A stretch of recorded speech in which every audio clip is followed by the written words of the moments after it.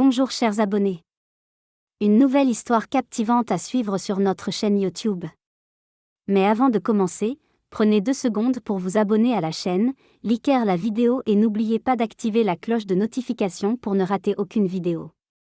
Voilà, c'est fait. Maintenant, découvrons l'épisode 1. L'histoire de Gaspard.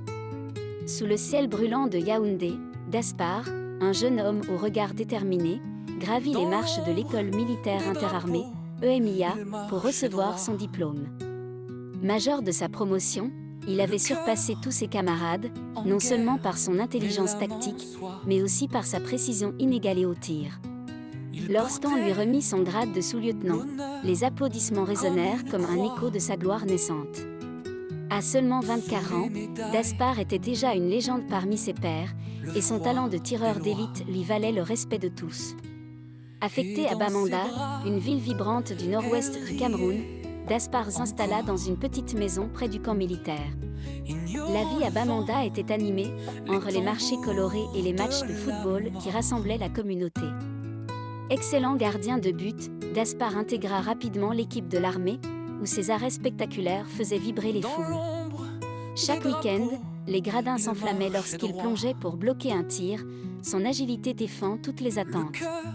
En dehors du terrain, il accomplissait ses missions militaires avec sérieux, gagnant l'admiration de ses supérieurs. Pourtant, sous cette apparence de héros, Gaspard cachait un cœur sensible, prêt à s'ouvrir à une nouvelle aventure.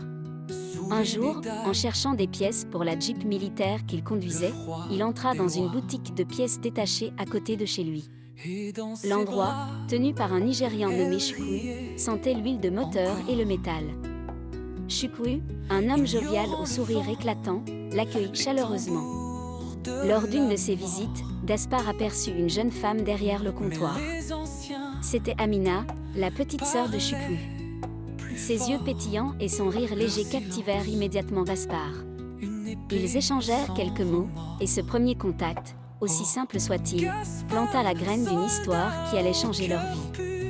Les semaines passèrent, et les visites de Gaspard à la boutique devinrent plus fréquentes. Ce n'était plus seulement pour les pièces de la Jeep, mais pour voir Amina.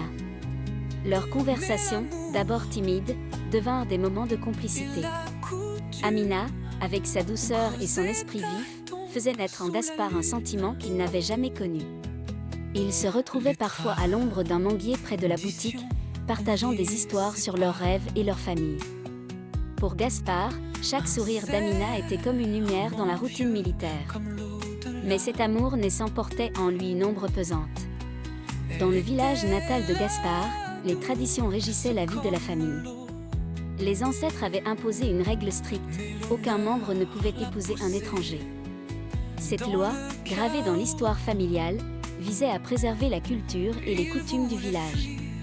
Épouser une personne d'un autre village était déjà impensable, une Nigériane comme Amina serait une... Abonne-toi maintenant pour ne pas rater l'épisode suivant.